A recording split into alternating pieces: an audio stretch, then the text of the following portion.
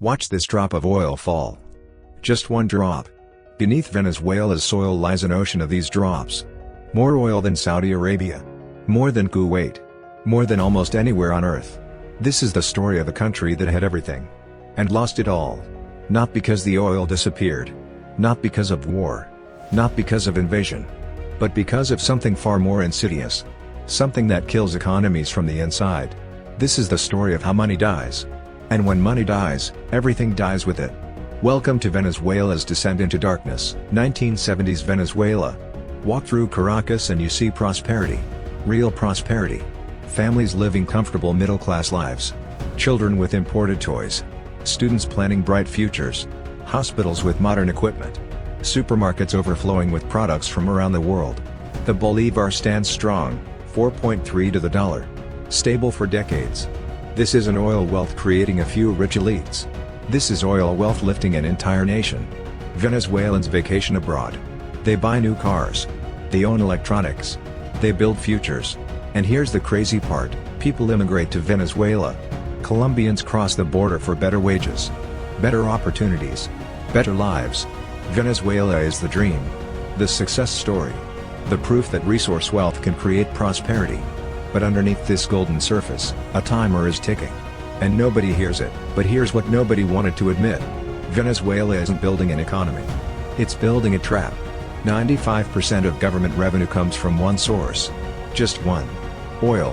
When oil money floods in, why make anything else? Why farm when you can import food cheaper? Why manufacture when foreign goods cost less? One by one, factories close. Farms sit abandoned.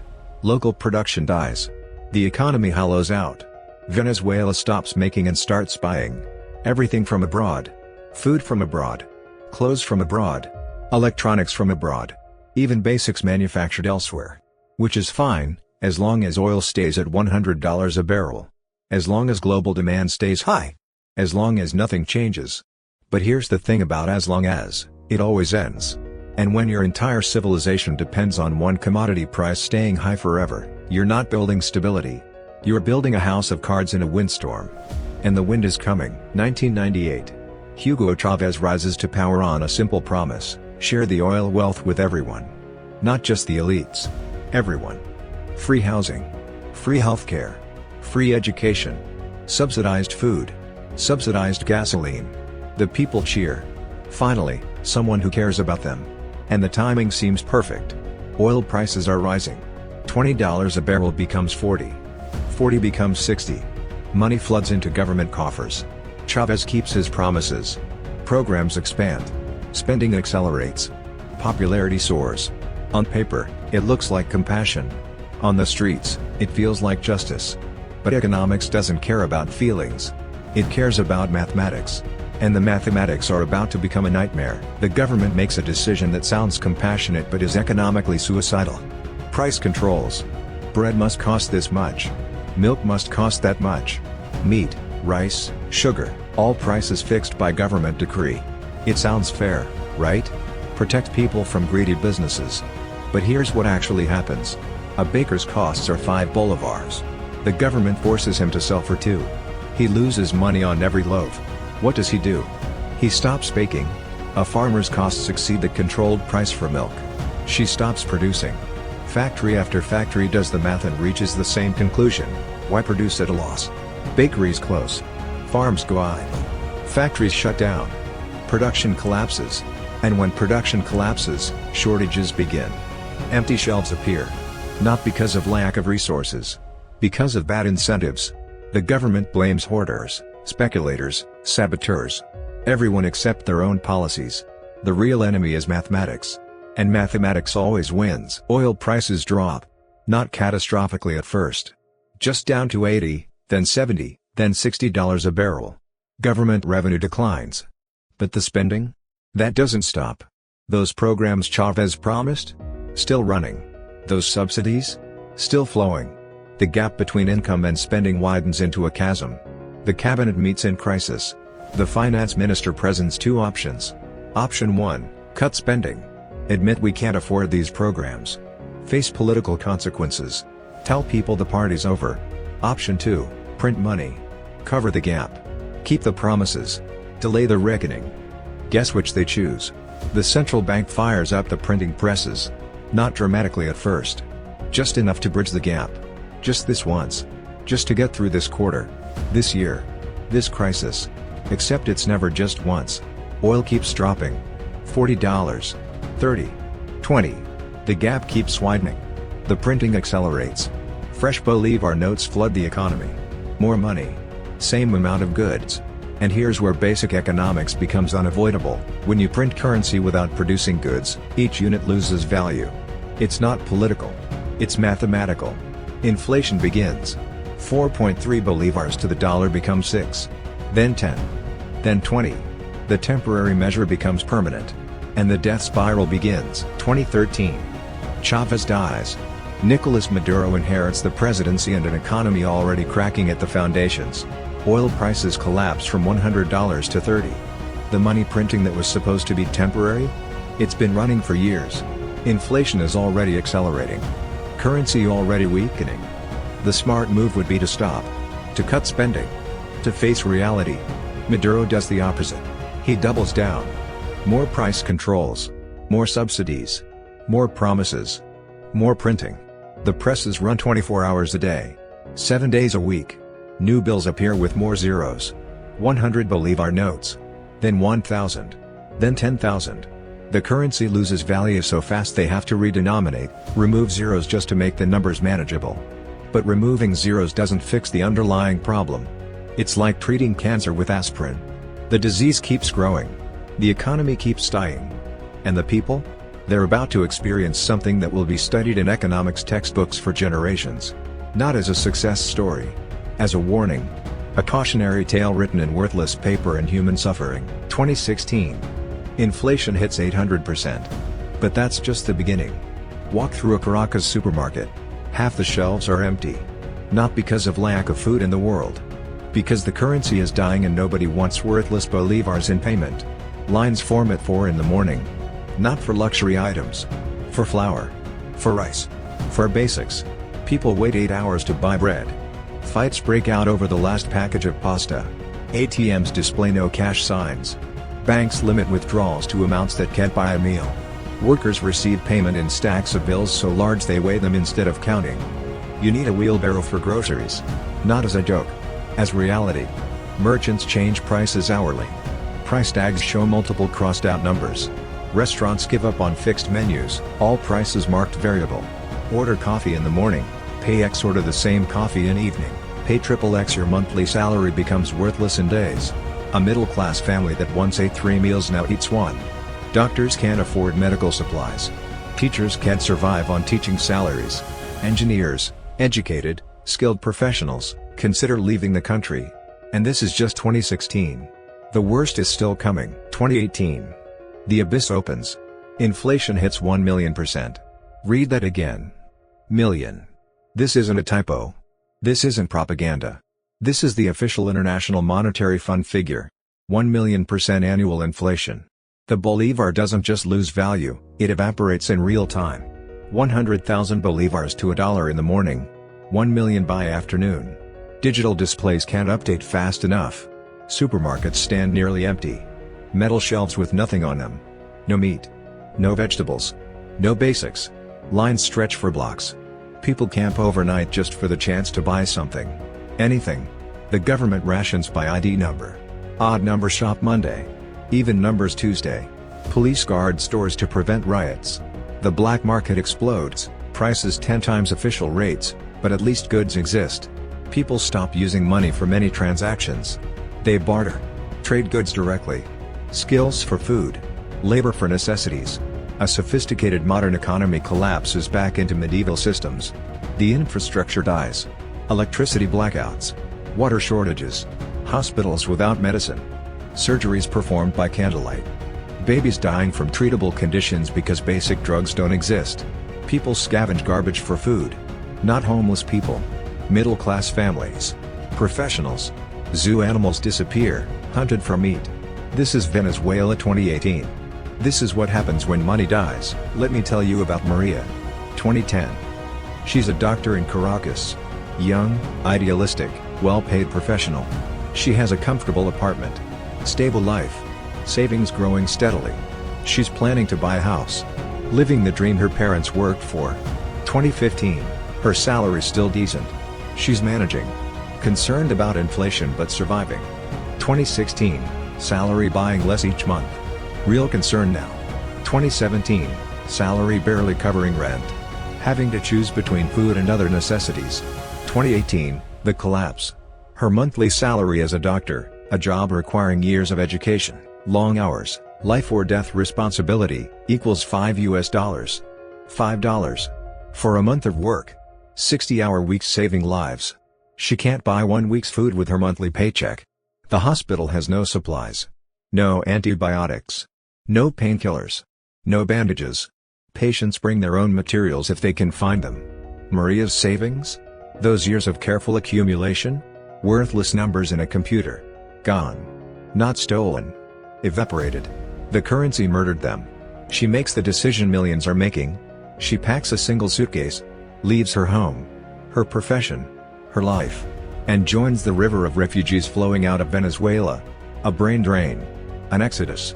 A civilization bleeding its talent because money died. 2013. Chavez dies.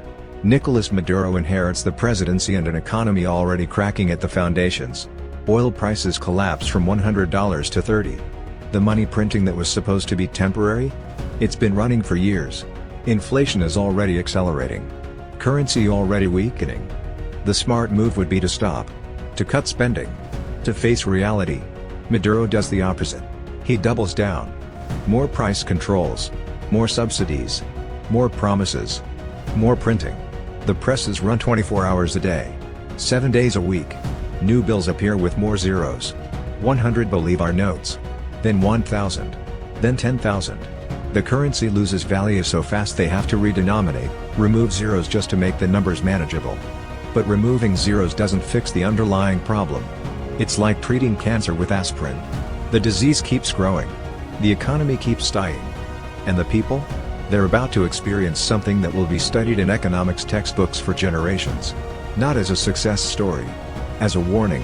A cautionary tale written in worthless paper and human suffering. 2018. The abyss opens. Inflation hits 1 million%. Read that again. Million. This isn't a typo. This isn't propaganda. This is the official International Monetary Fund figure. 1 million% annual inflation. The Bolivar doesn't just lose value, it evaporates in real time. 100,000 Bolivars to $1 in the morning. 1 million by afternoon. Digital displays can't update fast enough. Supermarkets stand nearly empty. Metal shelves with nothing on them. No meat. No vegetables. No basics. Lines stretch for blocks. People camp overnight just for the chance to buy something. Anything. The government rations by ID number. Odd number shop Monday. Even numbers Tuesday. Police guard stores to prevent riots. The black market explodes, prices 10 times official rates, but at least goods exist. People stop using money for many transactions. They barter. Trade goods directly. Skills for food. Labor for necessities. A sophisticated modern economy collapses back into medieval systems. The infrastructure dies. Electricity blackouts. Water shortages. Hospitals without medicine. Surgeries performed by candlelight. Babies dying from treatable conditions because basic drugs don't exist. People scavenge garbage for food. Not homeless people. Middle-class families. Professionals. Zoo animals disappear, hunted for meat. This is Venezuela 2018. This is what happens when money dies. Let me tell you about Maria. 2010. She's a doctor in Caracas. Young, idealistic, well-paid professional. She has a comfortable apartment. Stable life. Savings growing steadily. She's planning to buy a house. Living the dream her parents worked for. 2015. Her salary still decent. She's managing. Concerned about inflation but surviving. 2016. Salary buying less each month. Real concern now. 2017. Salary barely covering rent. Having to choose between food and other necessities. 2018. The collapse. Her monthly salary as a doctor, a job requiring years of education, long hours, life or death responsibility, equals $5. $5. For a month of work. 60-hour weeks saving lives. She can't buy 1 week's food with her monthly paycheck. The hospital has no supplies. No antibiotics. No painkillers. No bandages. Patients bring their own materials if they can find them. Maria's savings? Those years of careful accumulation? Worthless numbers in a computer. Gone. Not stolen. Evaporated. The currency murdered them. She makes the decision millions are making. She packs a single suitcase. Leaves her home. Her profession. Her life. And joins the river of refugees flowing out of Venezuela. A brain drain. An exodus.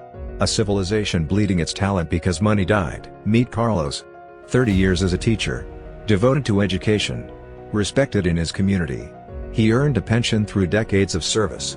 Built a retirement plan. Did everything the system told him to do. 2018. His monthly pension arrives. 1,800,000 bolivars. Millions. For a moment, he feels relief. Then he goes to buy eggs. One carton of eggs costs 2.5 million bolivars.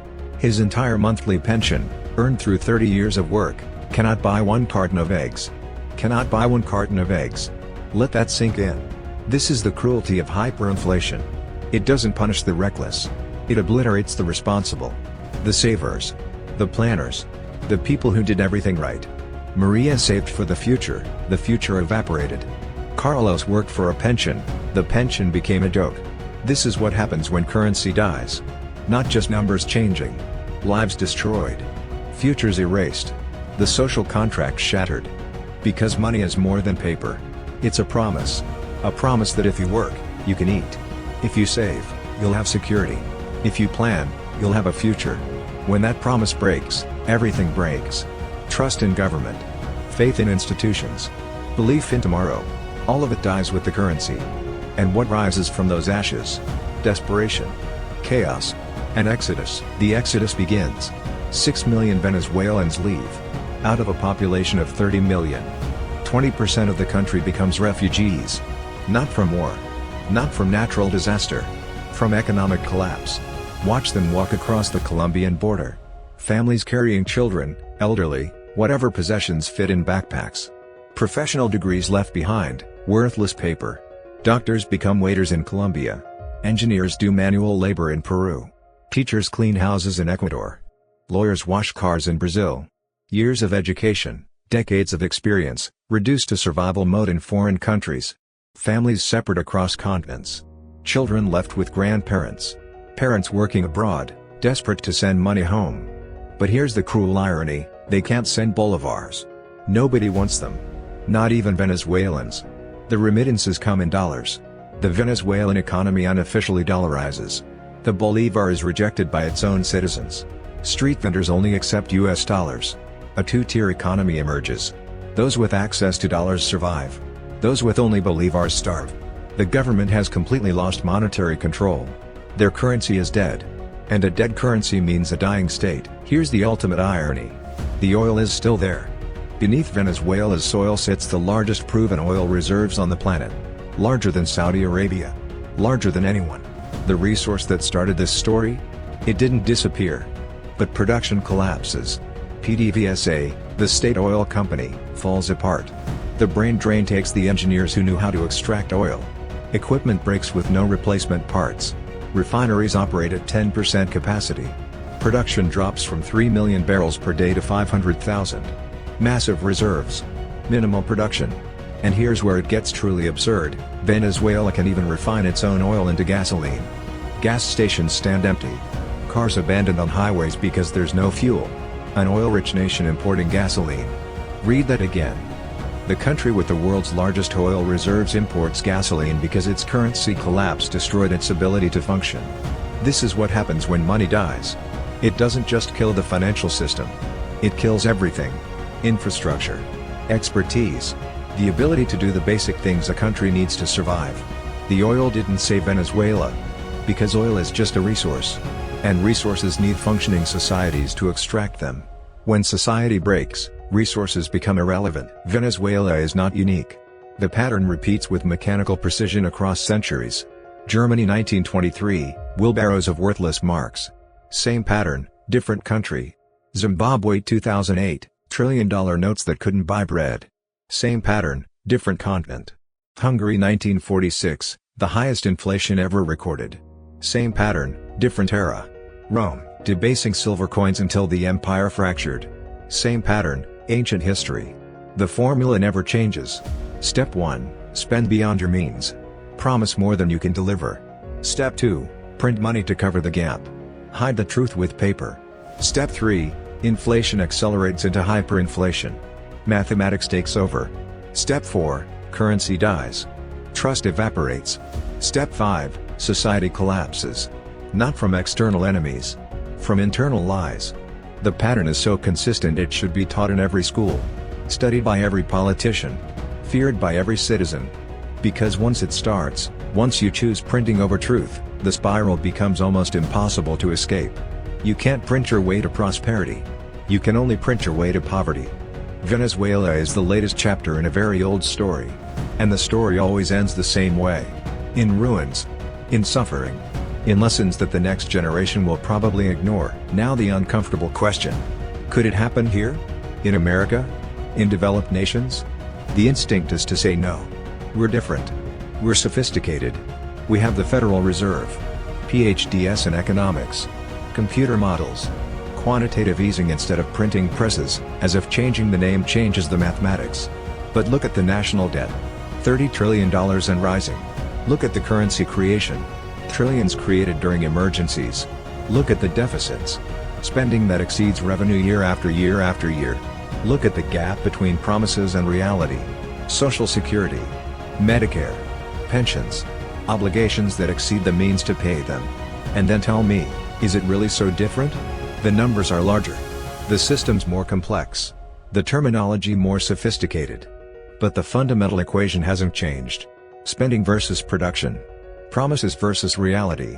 And mathematics doesn't care about sophistication. It doesn't negotiate with terminology. 2 plus 2 equals 4 whether you call it arithmetic or quantitative easing. History is trying to teach us. Venezuela is trying to warn us. The question is, are we listening?